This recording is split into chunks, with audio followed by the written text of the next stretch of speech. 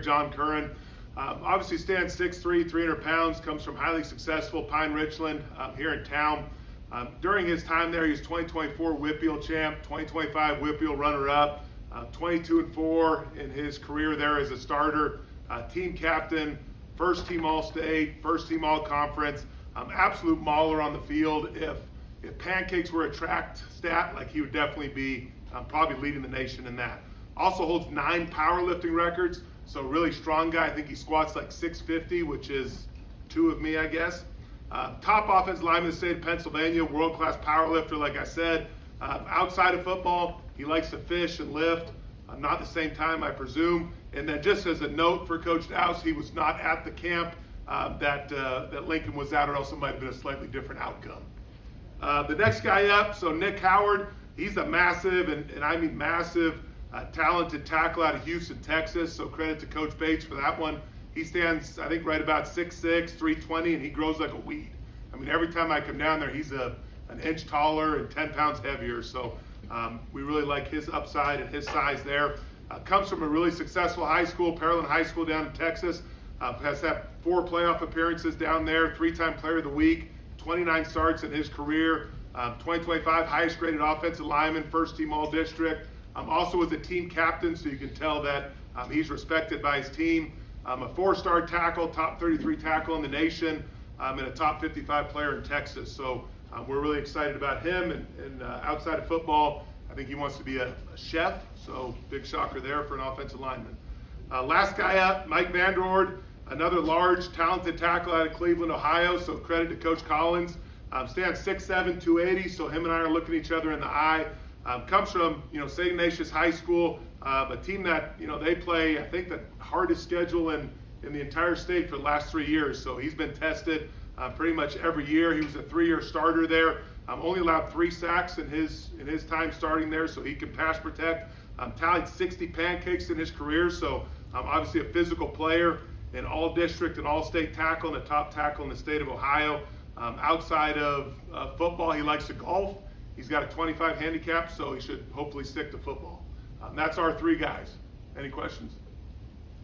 When you have offensive linemen in a prospect camp with no pads, none of that, like, what can you take from that, and how much of a factor is that, you're also looking at film and all those other things? Yeah, I mean, you can see their demeanor. One of the things that we've talked about in the past is we want to start everything with, the right demeanor, right? How physical are you? How much do you want to finish blocks? How bad do you want to beat the guy on top of you? And you can see that with or without pads on, right?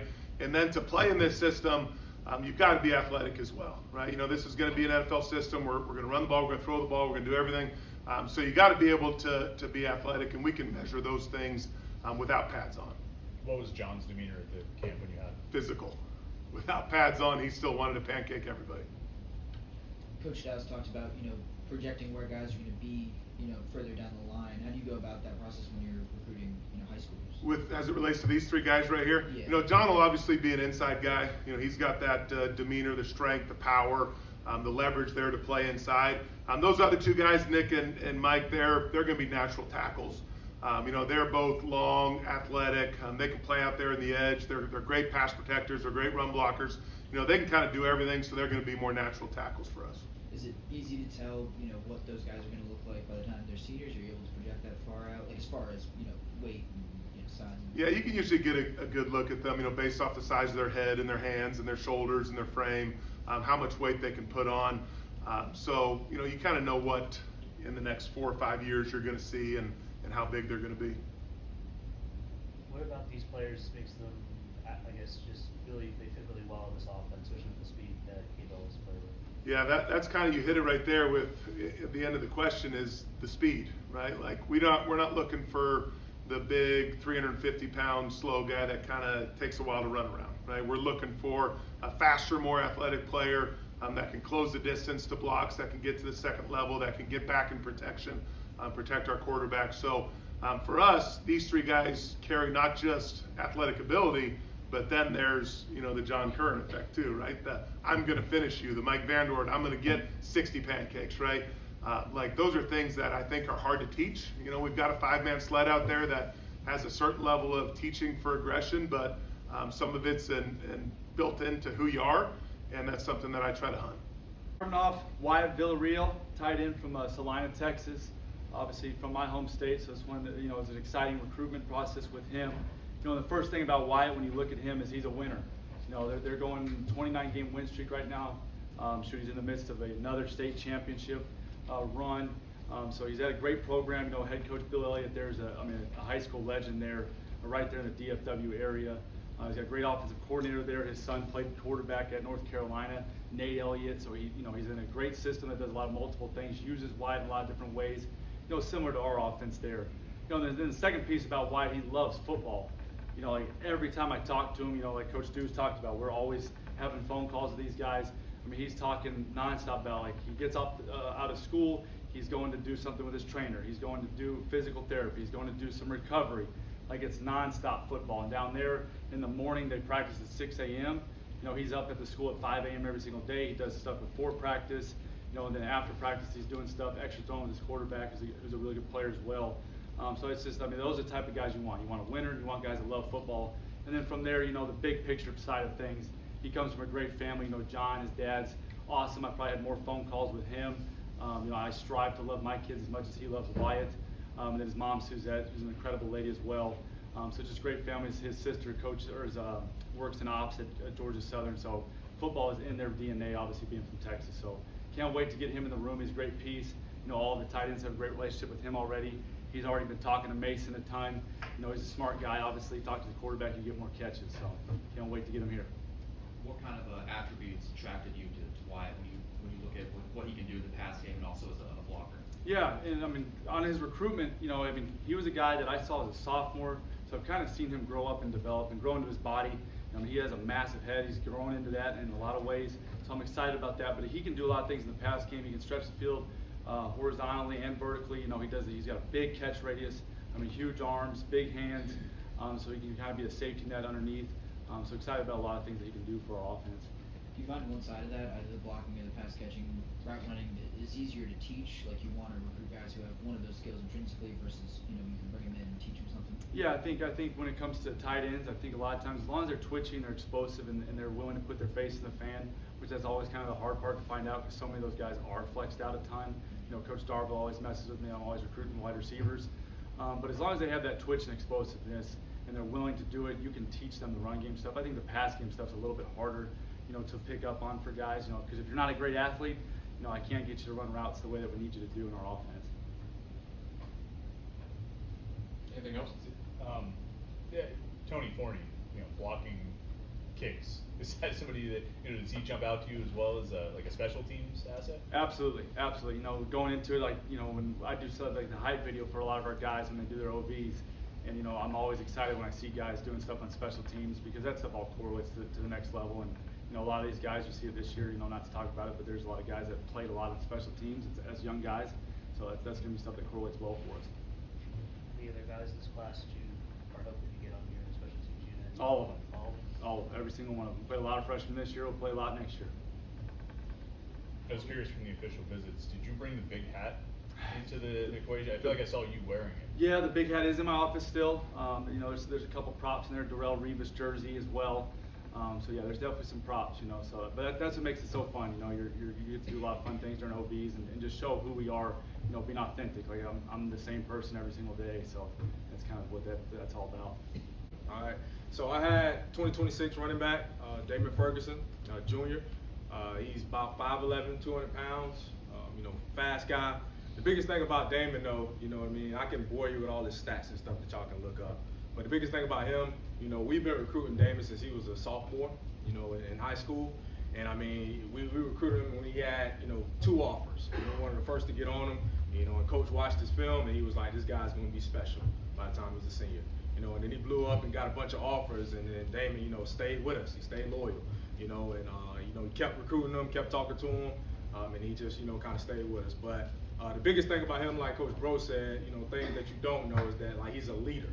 You know, he's a leader, man. I tell one story, you know, with Damon, you know, I walked into the school, you know, to a school at Milford Mill in Baltimore. And, you know, he was in there with, you know, the principal. So they told me, like, hey, he's in the principal's office right now. And I'm like, you know, so I come around the corner, he's in the office, then I hear him, like, kind of going off. You know, and he's going off on one of his O-linemen. He has a freshman O-lineman, that just got in trouble for slamming a kid through a table. Right, and Damon's like, man, what are you doing, man? Like, that's dumb. You know what I mean? You can't do that. You got to take that aggression out on the field. Like, you hurting the team. And I was just amazed to hear this young man in there talking to this big old 350-pound guy like this. And I was like, man, he's a Pitt guy. He's a Pitt guy, kind of guy that we want. So, you know, and then from that moment on, man, everything about this kid, he's a ball of energy. You know, all the guys mess with him because he's always dancing, you know, TikToks, you know, just full of energy, full of life. And he just loves football too as well.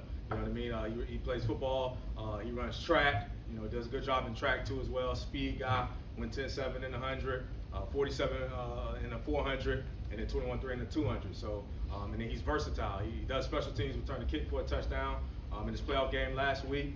And just can't say nothing but great things about the young man, and we're just excited to have him.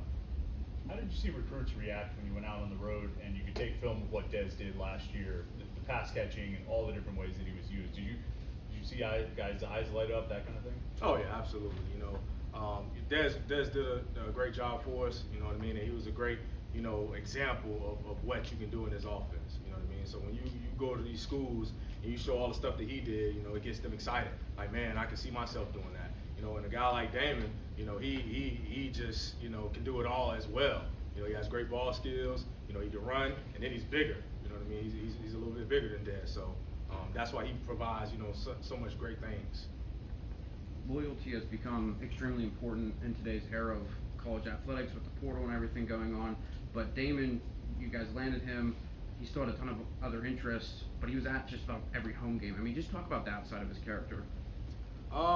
You know, honestly, he's different. You know, and that's why I like him a lot, because me personally, I've built a great relationship with him, and I know him personally to where he's different than a lot of recruits this day and age. You know, honestly, he's not, you know, a huge guy that's worried about, you know, finances, or worried about chasing these big logos, you know, any of those things. Like, he's all about, you know, loyalty. I mean, he would tell me, you know, schools would come in and offer him. Every time he would tell me, like, Coach, I ain't worried about them. You know, they weren't with me from day one. You know, they didn't see the interest in day one. So it's cool that they offer me, but Coach, I'm not worried about that. You know what I mean? I'm all about relationships, Coach. And he stuck to that. He stuck to that from the beginning to the end. He was all about relationships. And that's, again, what makes him kind of different this day and age. The first one, Rodney Dunbar, 6'5", 190 for Thomasville, Georgia, Thomas County High School. This kid is a dual sport athlete. Plays basketball also, you know, plays football. He got a high ceiling.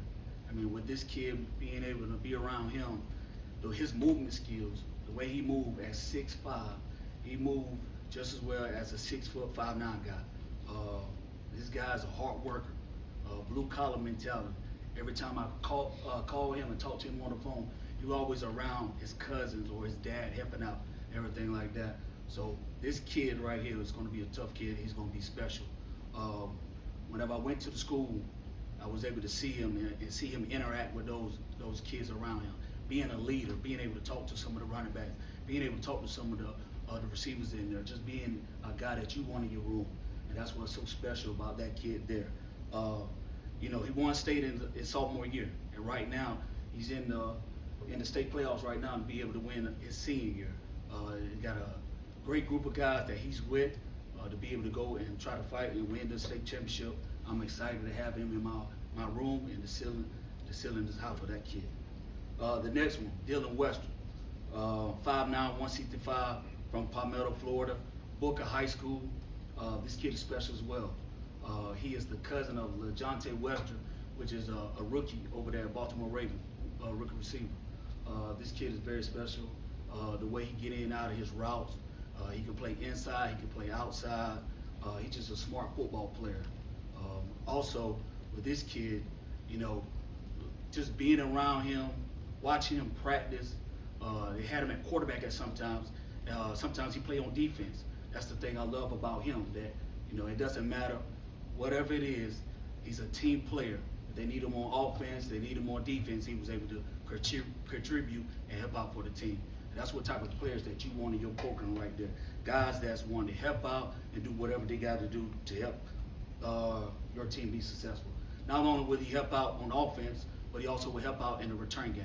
He also is a returner, punt returner, kick returner. He's just a special kid. Just being around him, being around his family, very family oriented. Just loved being around their family and talking and having those conversations with him. So I'm excited to have him in my room, and the future is bright for him. Also, the next one, Demetrius McCray, 6 foot, 185, from Clearmont, Florida, First Academy. This kid, knowing Demetrius, with his background, you know, he is the cousin of Boosie Turner. So he's from Leesburg, Florida, but he's moved down to Orlando, Florida, just for a better situation. Was there grinding every day. Whenever I came down to see him in Orlando, I got in about 9 o'clock. When I called him, he was outside training. And at that school there, they practice in the morning, every morning. So he was out at 9 o'clock in the 9 o'clock at night, practicing, knowing that he had practice in the morning. So that's what type of kid he is. He's a hard worker, a smooth route runner, a guy that high point and attack the ball in the air, very explosive. He also played basketball as well. If you see some of the videos that he have on Twitter, this kid can jump out the gym. He also, over the summer, came here with his team and won the 7-on-7 passing camp that we had here at University of Pittsburgh. So we was able to see him, watch him compete at a high level, and we, like I said, I'm excited for him. He's a guy that's, you know, he's not selfish, he's selfless.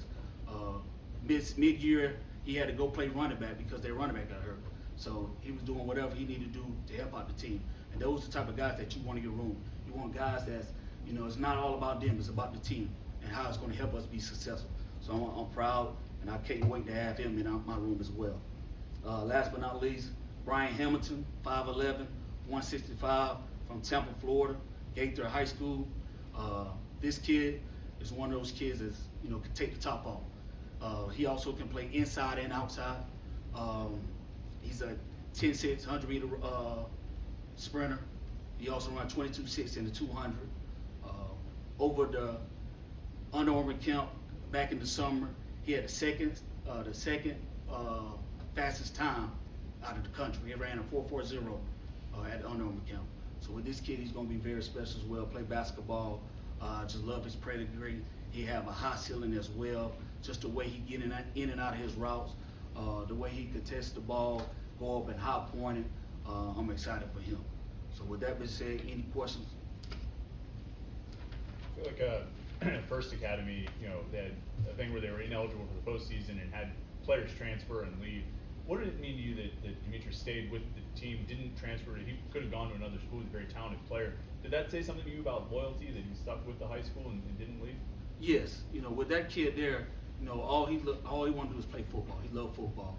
And yes, he could have left and went to other places, but he wanted to stay there because those guys was loyal to him. Those guys helped him when he was in a tough situation.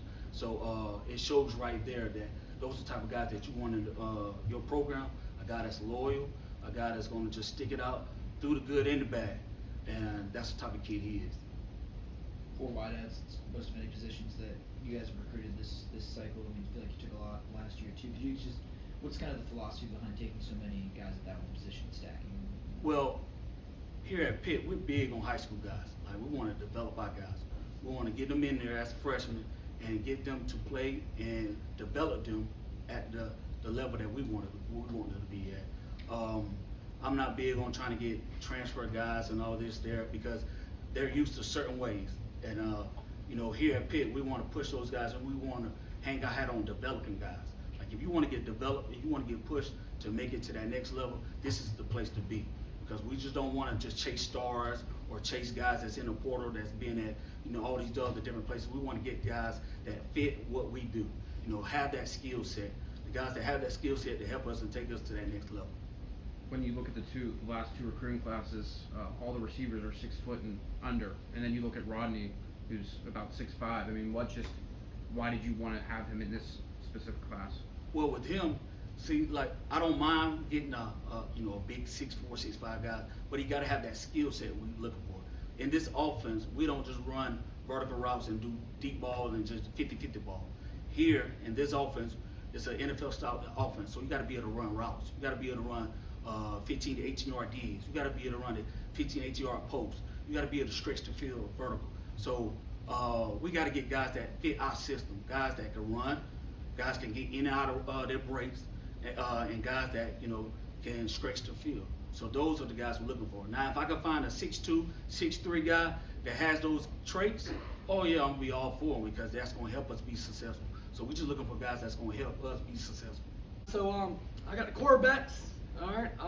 First one I'll talk about is Corey Daly from Seguin High School outside of San Antonio. Place I've never heard of. Before we started recruiting it, a kid that we just kind of found that we're like, dang, where is that at? Right. I'm talking to Coach Bernowski, who's a Texas guy, and he's like somewhere near San Antonio. So had to fly in and drive kind of out in the middle of nowhere to go see him. But I think Corey, man, has a huge ceiling, man. You're talking about a kid who, he's been a 4-year starter. He has every single passing game record at the high school. Plays for his dad, so he's a coach's son who's one of the best offensive coaches in Texas. But what really makes Corey special is that he's a winner in everything he does. He was all-district MVP in football. He was all-district MVP in basketball, and he was all-district MVP in baseball. So that's one thing I love about Corey is that he's not just a football guy. He's got raw, natural talent that you can't teach. For such a big, long guy who's 6'6", he's got 11-inch hands. He's got great arm angles from baseball, but also he has great poise and playmaking ability for his size. You don't see many guys his size that can make the plays that he can make outside the pocket and extend plays. And I think that's from his basketball background, just being a shooting guard at 6'6". He's not a big post player playing in the paint. So I love that about him. And obviously, like I said, man, I just think he has a high ceiling. He loves football. Like I said, he's a coach's son, and he's a kid that the ball was always in his hands in high school, right? Like he's a kid that his dad let him throw it, and if they didn't play really well in offense, they didn't have a chance to win the game. And so you want a kid like that that's not scared to be that type of guy, to be the leader, to face adversity, and that's what makes Corey, I think, really special. Obviously, he's a kid that, like I said, wasn't very highly recruited. A late bloomer.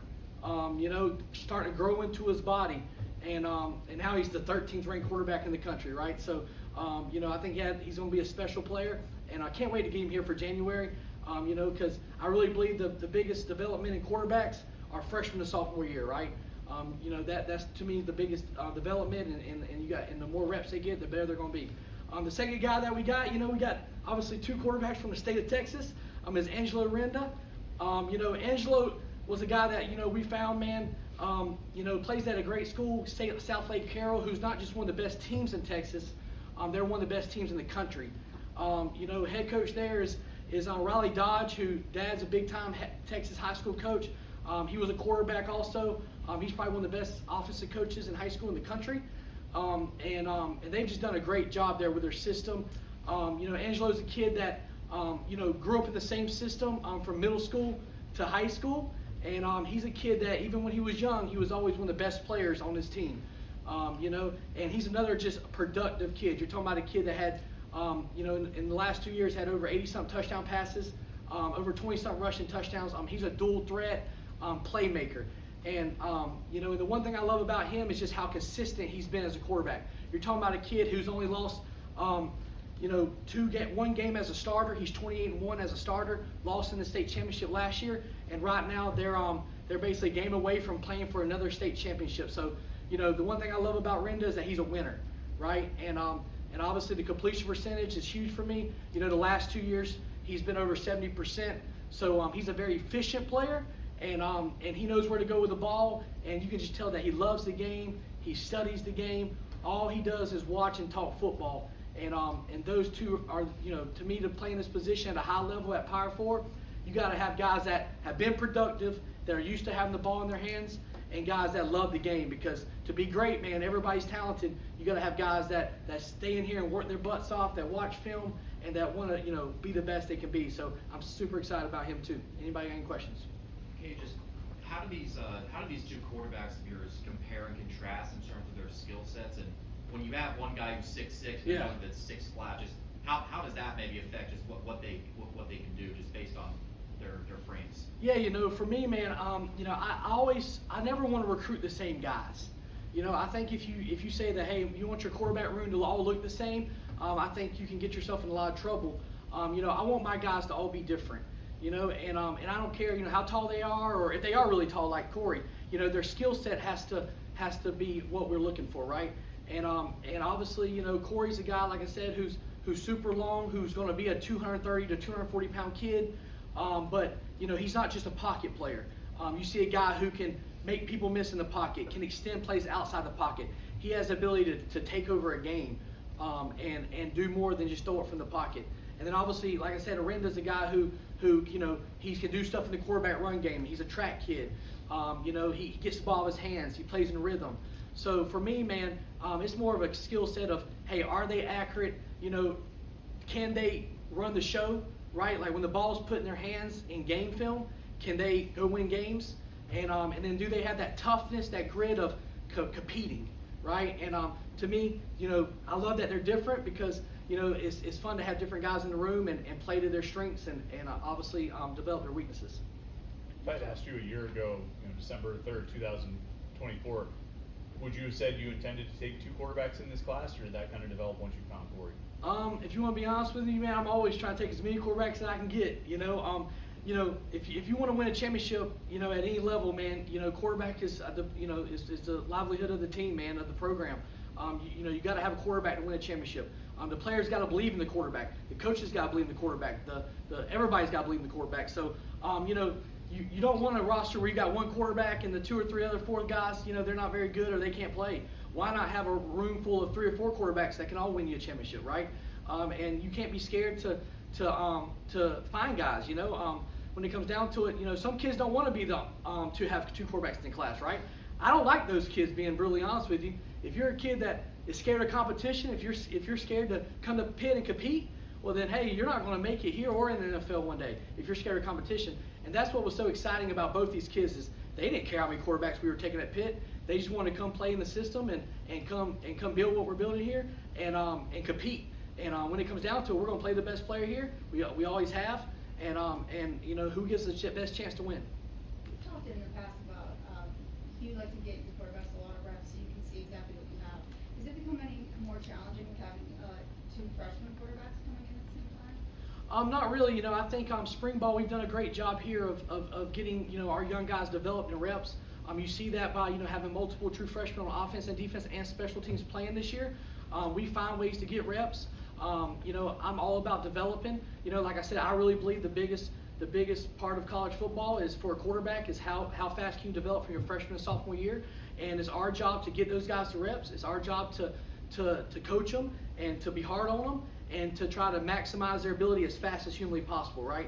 Because we need to know in a year, hey, is this guy going to be that guy, right? Is he going to be the guy who can run the show and be the face of a franchise, basically, right? And so that's a big part of it. And them coming in spring is huge. They're going to come in. In January they're going to start learning the system. They're going to go through spring ball and go through more 12 installs and come back in the summer and go through another 12 installs and then come in camp and go through them again. And that just puts you so much farther ahead coming in early in college. And that's a good thing for quarterbacks. For the past couple of months, how have you maybe seen Angelo and Corey's relationship between themselves sort of develop, especially being Texas guys? Yeah, I think, obviously 2 Texas guys. The good thing I love about both of them is that they're good kids, man. They've been raised the right way. They understand what it means to compete, and they both believe in themselves. Like you want guys that believe in their ability and believe that they're the best, and it's a healthy competition. I think that's what's great, and you want to have that. And the great thing of both of them is neither of them back down. They both feel like they're great players, and we believe they are. And the more great players we can have on the roster, the better everybody's going to get. They're going to make each other better, and I think that's the good thing here. I guess the Angelo, maybe some programs might overlook it because of his height. Obviously, he's a short quarterback yourself. What do you like just from his skill set outside of just being a runner and just being a part of a great team that is South Lake here? Yeah, I think obviously, like you said, winning, right? Efficiency. As a junior, he had 40-something touchdown passes, almost 12 rushing touchdowns. I mean, you're talking about a guy who's super efficient, who's played big in big games, playoff games. He carried them last year through the playoffs. You got to love that, man, because there's going to be pressure at this level. you know, and there's going to be a lot of people that rely on you to get the job done. And to play on a great team, a team that has a lot of great players around him, you know, he knows how to get guys the ball. And we're going to have great players here, and we need a guy that can be that point guard. You know, that's who he is. He's that point guard. He's that leader. He's the guy that runs the show, and you want players like that.